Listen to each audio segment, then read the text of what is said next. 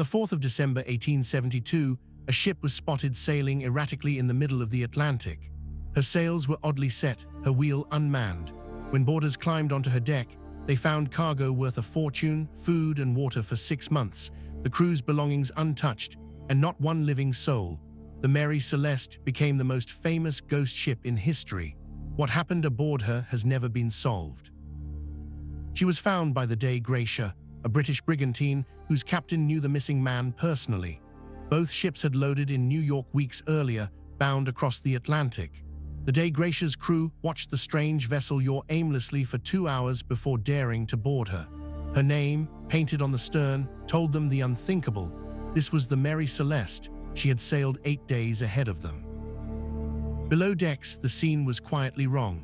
No signs of violence, no blood, no chaos, but the single lifeboat was gone, and one of the pumps lay disassembled on deck.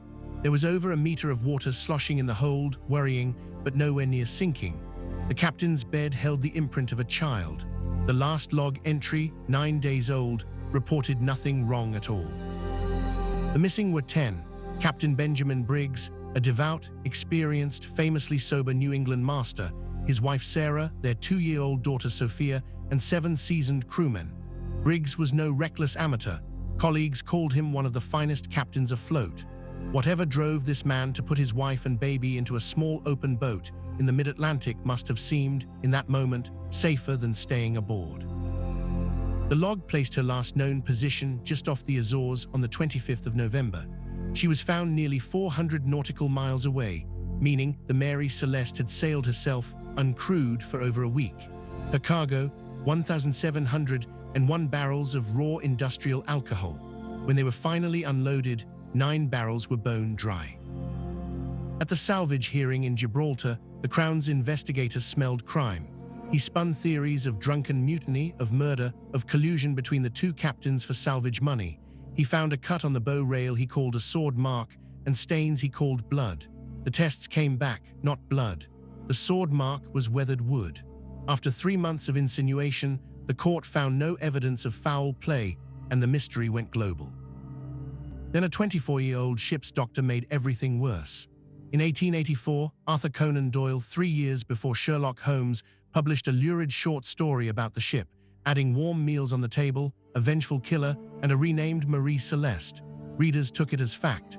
Much of what people know about the ship, the still warm tea, the half-eaten breakfast, was never in any inquiry record.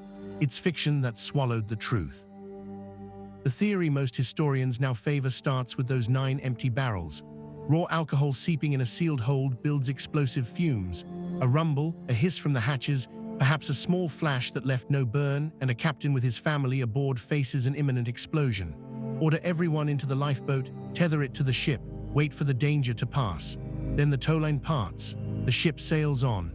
The boat, overloaded in the open Atlantic, does not.